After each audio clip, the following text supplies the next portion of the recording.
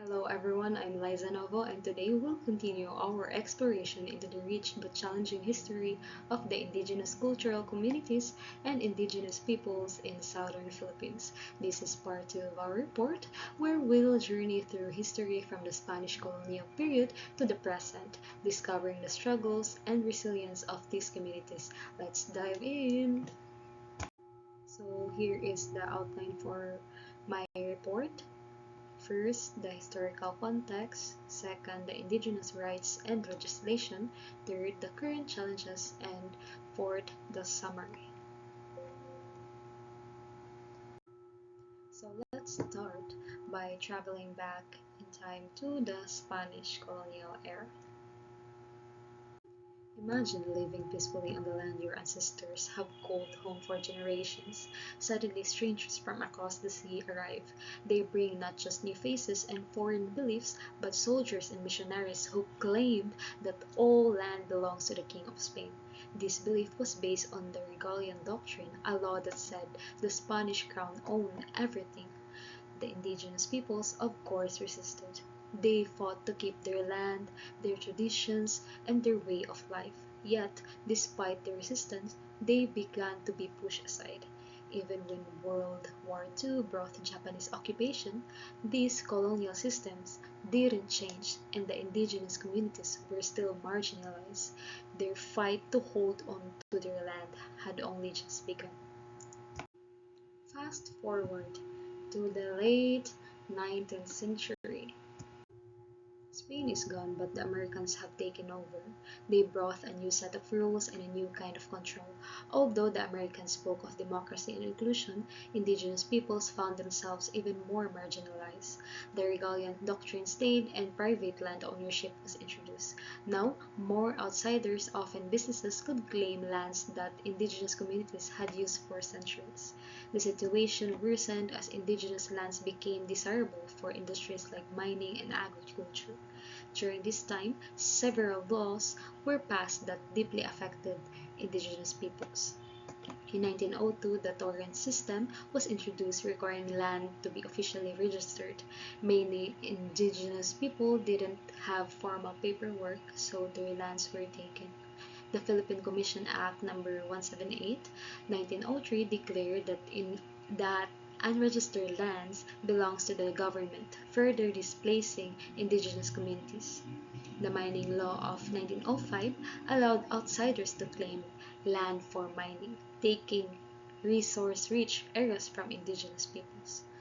The Public Land Acts 1930, 1919, and 1925 opened more lands, especially in Mindanao, to private ownership, leaving indigenous communities further marginalized. With independence in 1946,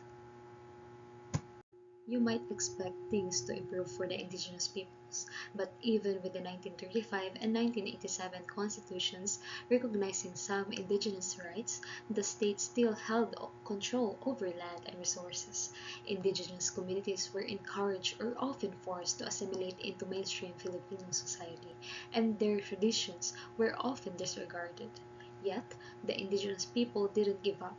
By the 1970s and 1990s, indigenous leaders began to organize and demand their rights. In 1997, they finally saw a victory with the passage of the Indigenous Peoples' Rights Act. This law aimed to protect their land, culture, and self-governance. Despite Indigenous Peoples' Rights Act, the struggle isn't over. Indigenous peoples continue to face many challenges. First, poverty. It is rampant in many indigenous communities with limited access to basic services like education and healthcare. Second, land rights. Although EPRA is in place, land is still being taken by businesses and government projects, leading to conflicts and displacement. And third, cultural decline. As younger generations are exposed to modern influence, many feel disconnected from their heritage. Organizations like UNICEF are working to provide better access to education and healthcare, especially for indigenous children, but much more needs to be done. Now let's talk about the Indigenous Peoples' Rights Act, or EPRA, a law that seeks to restore the rights of indigenous communities. This law is crucial because it acknowledges the long history of indigenous peoples being pushed aside and aims to give them back control over their lands and lives. So here's how Ancestral Domains EPRA protects the lands that indigenous communities have lived on for generations, giving them the right to claim and manage these areas. The self-governance, indigenous communities can govern themselves according to their traditions rather than being forced to follow laws that don't fit their way of life. Cultural integrity, EPRA safeguards their costumes, languages, and ceremonies, ensuring they can preserve their culture without interference. Social justice, so indigenous peoples should have equal access to services like education and healthcare. To make sure all of this happens, the National Commission on Indigenous Peoples was created to oversee the enforcement of EPRA. For indigenous peoples, their connection to the land runs deep. They are not just places to live or work, they are the lifeblood of their culture, traditions, and survival. EPRA acknowledges this special relationship, giving indigenous communities the right to manage their lands and protect them from exploitation. However, not everything is smooth sailing. Indigenous communities often face the following challenges. Many struggle to get official recognition of their ancestral lands, as businesses and local governments sometimes claim the same areas. The process of getting land titles can be slow and full of red tape, frustrating communities who have waited years for recognition.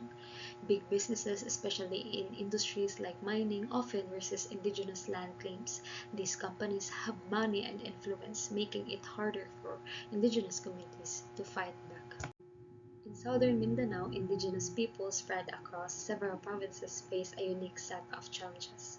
These provinces include Davao City, Sarangani, Sultan Kudarat, and parts of North Cotabato and Agusan del Sur. The Bagubo-Tagabawa, Bagubo-Guengan or Klata, Manubu-Obo, and Atamatig-Salog tribes primarily make a living through banana planting, copra making, and paid labor. However, they face significant challenges, so the Matigsalog and Atamanubo tribes struggle with access to their lands as a banana plantation corporation controls a vital road. This private ownership severely restricts their mobility, particularly during rainy season. So, most families depend on farming but earn only 600 to 1,000 per month, far below the regional average. Chemicals from banana plantations have degraded soil fertility, reducing crop yields.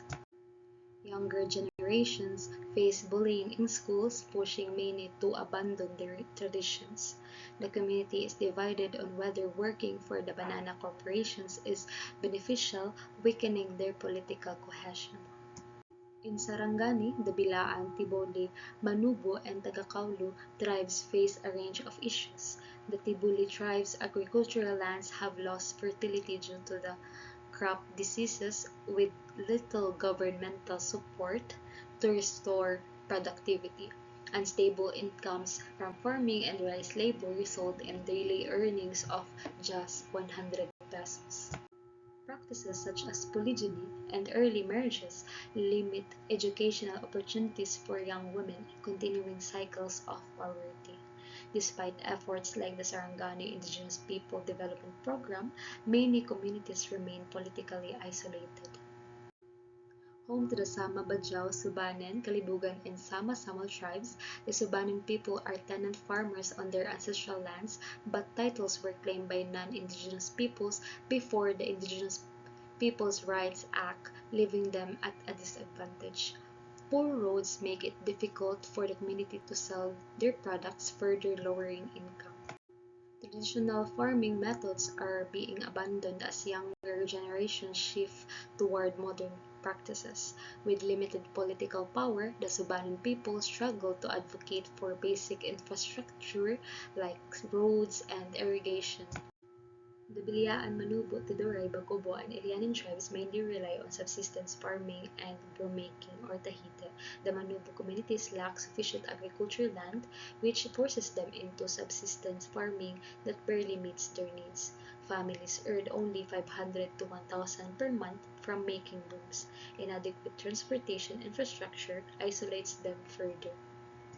Financial pressures lead to high absenteeism in schools with many students dropping out. Government support, though present, has been insufficient in addressing the community's long-term needs. The Bilaan Tibuli and Manobo tribes experience similar challenges. The Bilaan struggle with limited irrigation and small land plots, often working as laborers for non-indigenous peoples. Extreme poverty is evident, with household incomes as low as 12,000 per year, forcing families into small-scale farming and charcoal making. Early marriages driven by bride prices limit education for young women, trapping them in poverty. Local government efforts are insufficient, with poor roads and health services deepening their isolation. The Mamanwa, Manubo, Tigwayanon, Higaonon, Debabaon, Umayamnon, and Mandaya tribes face logging companies have encroached on ancestral lands, leading to land conflicts and environmental degradation. Small-scale farmers earn about 17,000 annually in contrast to government employees who earn around 10,000 per month. Modern influences and poor access to education threaten the preservation of traditional practices. The educated members of the Manubu tribe express frustration at being overlooked by the government despite their advocacy efforts. The Teduray and Manubu-Dulangan tribes endure deep economic struggles. These tribes work as tenants on privately owned lands, paying high fees despite ancestral claims to the land. Farmers earn only 4,000 to 5,000 per year, with many families struggling to afford even 2 meals a day. Early and arranged marriages limit opportunities for women, further entrenching poverty. Political marginalization worsens their situation as they fear discussing land disputes due to threats of retribution. The Bukidnon, Higaonon, and Talaandig tribes face challenges in land and labor. Many indigenous people work as laborers on large farms owned by corporations like Del Monte, leading to ongoing disputes and labor exploitation. Laborers earn as little as 20 to 30 pesos per day, and poor soil quality limits agricultural productivity. Economic pressures and modernization have weakened traditional practices, with many children unable to complete school due to financial constraints. The community struggles to engage effectively in governance to advocate for better land rights and economic policies. So here's the summary. During Spanish colonial period, all land claimed by the Spanish crown, including indigenous lands, efforts to resist colonization failed, land and culture were lost, Spanish language, religion, and customs eroded indigenous traditions, and during American colonial period, US maintained government land ownership, enabled businesses to take indigenous lands for economic use, and indigenous land laws continued for plantations, mining, and etc. And during post-colonial period, indigenous ancestral domains still largely unrecognized, and law passed to protect indigenous rights, but implementation remains weak. And the current challenges, ongoing struggle for legal control of ancestral lands, indigenous communities lack basic services and economic opportunities, modern influences are eroding traditional practices, and indigenous groups have limited political power. So here are the references for my report. Thank you for taking the time to listen. I hope you found this information insightful and gained a deeper understanding of the challenges faced by indigenous people.